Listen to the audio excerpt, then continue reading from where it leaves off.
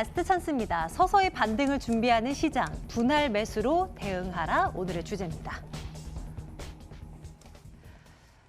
네, 한국투자증권 이프랜드역 박재영 차장과 함께 오늘은 시장 평가 좀 내려보도록 할게요. 차장님 어서 오세요. 안녕하십니까. 네, 주제만 보더라도 기분이 그냥 좋아지는데 근데 진짜요? 이 서서히 반등을 시도할까요? 이 코로나 바이러스 아직도 이런데요.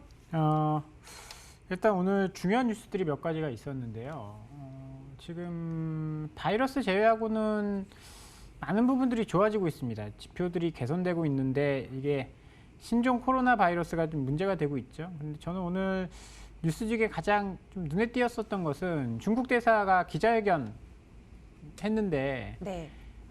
거기서 이제 다른 거는 다 원론적인 이야기 했어요. 뭐 한국이 도와줘서 고맙다, 뭐 여행 막는 거 뭐 하지 말아달라, 뭐 이런 뉘앙스의 이야기였고, 제 귀에 딱 꽂힌 거는 2월 들어서 통계 수치가 중요한 전환점에 와 있다. 그래서 이 완치 환자 수가 사망자 수를 넘어서고 있다라는 이야기를 했거든요. 지금 시장에서 가장 걱정하고 있고 시장 흔들고 있는 것은 이제 신종 코로나 바이러스에 대한 공포 심리인데 이게 언제까지 갈지는 누구도 모릅니다. 뭐 병이 뭐 어디까지 확산될지는 모르겠지만 중국 정부의 이런 발표들이 사실 믿을 수는 없지만 안심을 시켜줄 수 있다라는 거예요. 지금 뭐 이렇게 이야기하면 반대 의견을 내시는 분이 참 많을 것 같은데 어떤 말씀이요? 이게 중국 내에서는 굉장히 확산되고 있지만 네. 국내에서는 이제 뭐 16명 환자 발생했거든요. 전 세계적으로도 죽은 사람이 한 명뿐이 없어요. 근데 이걸 가지고 이렇게 물론 너무 안이하게 대처하는 것도 문제지만 너무 이거 가지고 공포심리 조장하는 것도 문제가 되거든요. 네, 네. 이 소비심리라든지 만약에 이게 사실 잘 잡혔어요. 그런데 이거 너무 공포심리 조장해가지고 소비심리가 망가졌다.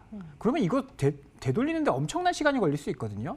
그래서 너무 이제 대처는 꼼꼼하게 해야 되긴 하겠지만 마스크 잘 쓰고 뭐 이게 뭐 정부 대응 잘 해야 되겠지만 이거 가지고 너무 공포심리 조장하는 건 아니다라고 보고요.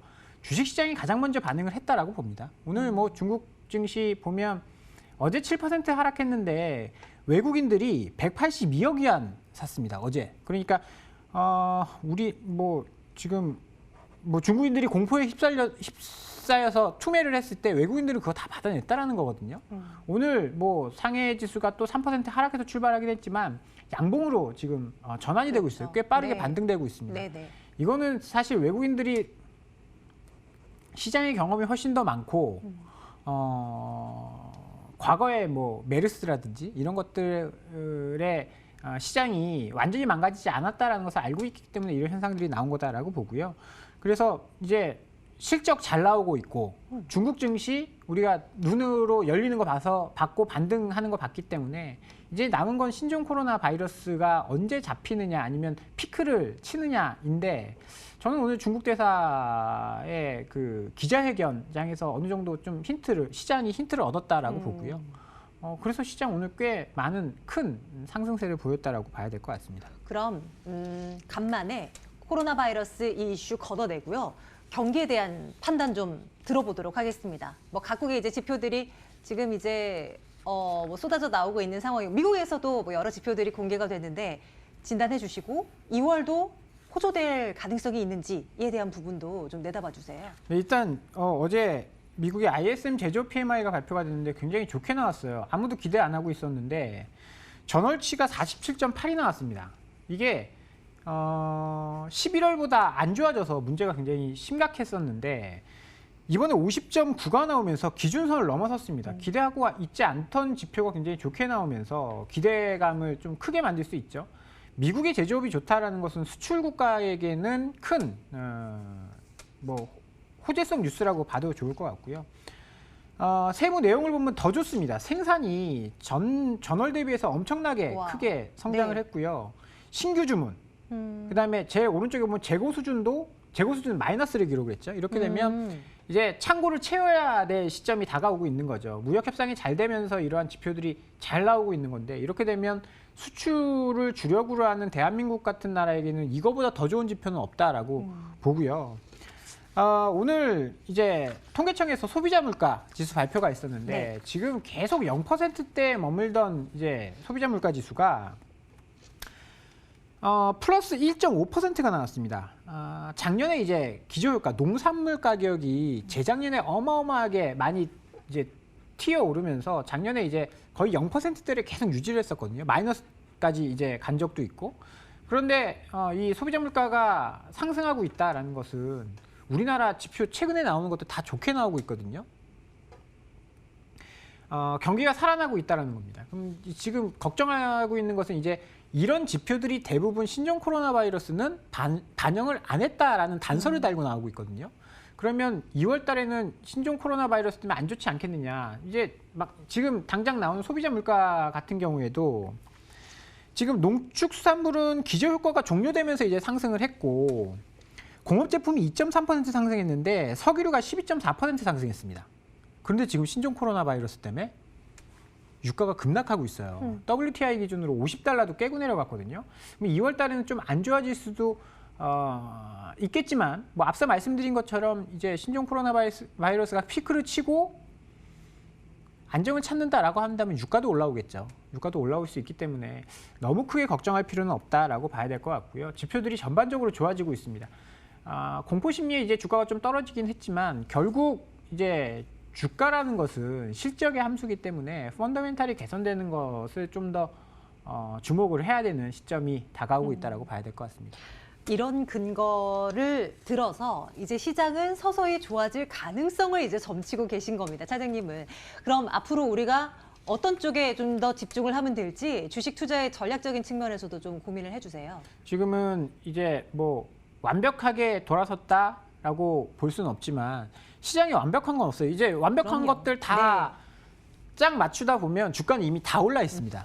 그렇기 때문에 조금 뭐 좀 위험 부담을 안고서라도 지금은 분할 매수에 들어갈 시점이다라고 봐야 될 것 같고요. 신종 코로나 바이러스가 뭐 완전히 쉽게 잡히기야 하겠습니까? 서서히 잡아 나가겠죠. 그런데 완전히 잡히기 이전에 과거에 메르스 사태를 봤을 때는 사망자 수가 피크치였을 때가 주가가 바닥이었습니다. 사망자 수가 점성 감소했을 때 감소한 이후에 주가가 반등하기 시작을 했거든요. 네. 그런 것들을 봤을 때는 지금 뭐 경제 지표도 잘 나오고 있잖아요. 그러면 신종 코로나 바이러스 사망자가 어떻게 되는지에 귀를 좀 더 기울여야 될 것 같고요. 숫자는 아직까지 늘어나고 있습니다. 지금 확진자가 17,000명, 어제 14,500명이었는데 아직까지는 빠르게 늘고 있고요.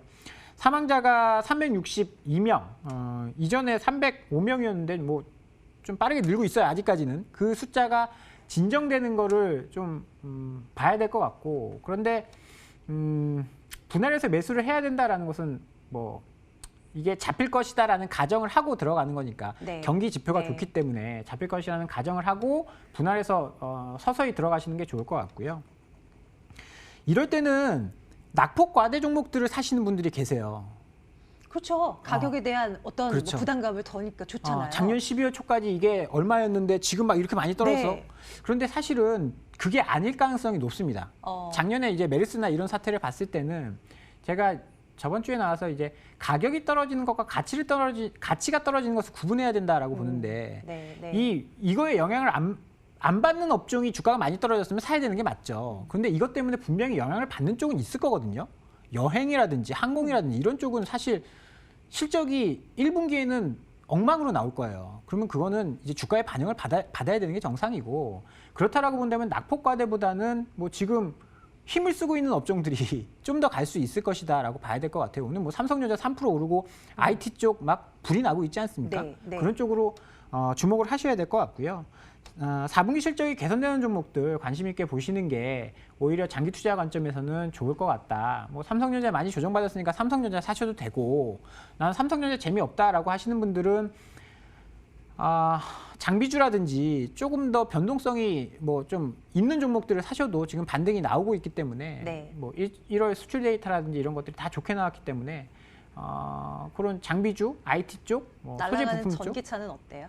따라가셔도 좋을 것 같은데 좀 과하지 않나 싶어요. 테슬라 주가 보면 지금 뭐 4, 5개월 만에 4배가 올랐는데 그게 사실 정상적인 시장인가라는 생각도 좀 듭니다. 뭐 고점을 알 수 없는 부분이기 때문에 저는 좀 조심스러울 필요는 있다라고 봅니다. 오히려 네. 뭐 반도체 쪽에 그렇죠. 대한 매력도가 더 높다라고 판단하시는 거군요. 네. 그래도 서서히 좀 올라갈 가능성에 대한 이야기를 좀 들어서 한편으로는 좀 마음이 놓이게 됩니다. 한국투자증권 이프랜드요 박재영 차장과 함께 말씀 나눴고요. 저희 마감 전략 A+도 함께 인사드릴게요. 내일 뵙겠습니다. 고맙습니다.